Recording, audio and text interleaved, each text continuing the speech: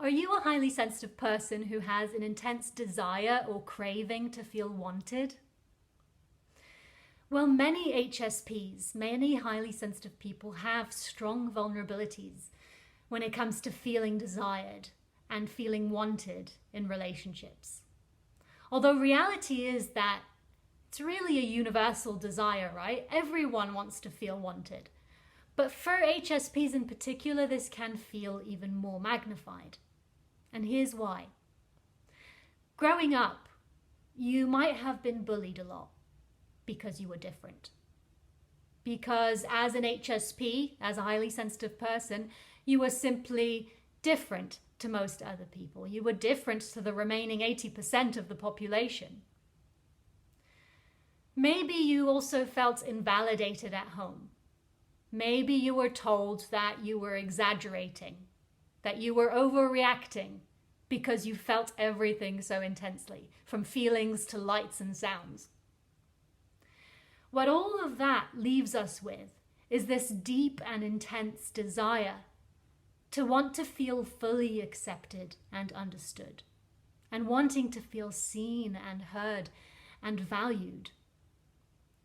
So if you're an HSP who has this deep craving and wanting to feel wanted, then you will inevitably become drawn towards people who will shower you with words that make you feel wanted, that make you feel important and like you matter.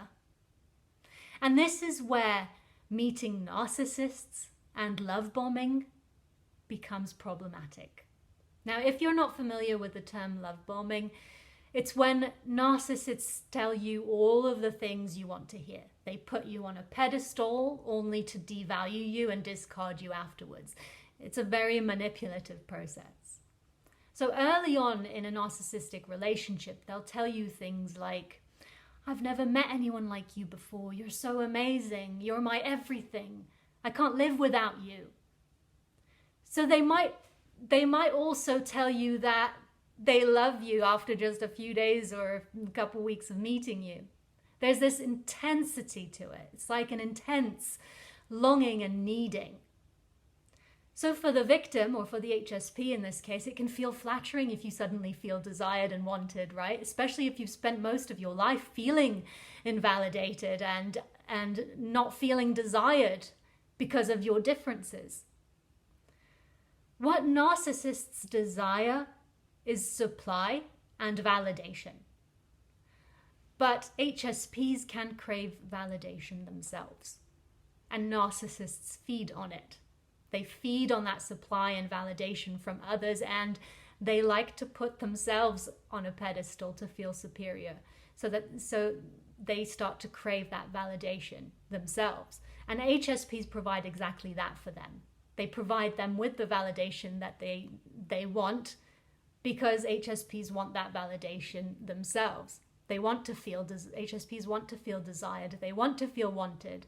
So they provide that validation to the narcissist in return, which empowers them. So this intense desire from the HSP sets the tone of the relationship with an egotistic tone, because it fulfills the need of the narcissists. It boosts their ego. So it's this craving for validation and craving for acceptance that gets the HSP stuck. So what should we want instead of validation? What's healthier? We should want to feel valued. We should want to feel valued and safe and cared about. We should want balance. We should want mutual respect between our needs and the needs of others. In the case of narcissists, the love bombing is usually followed by devaluing and discarding.